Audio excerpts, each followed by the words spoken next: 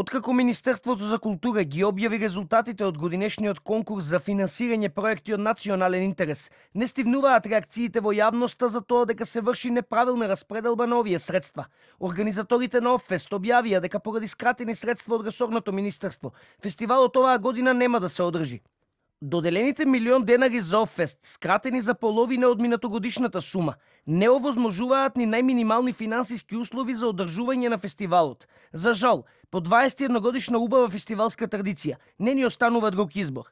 Разочарување во врска со намалени средства од култура предходно изразија и од Друштвото на писатели на Македонија, како и од Македонската асоциација на издавачи, од каде реагираа дека со годинешната програма на Министерството се деградираат книгите и сите оние кои работат на нив.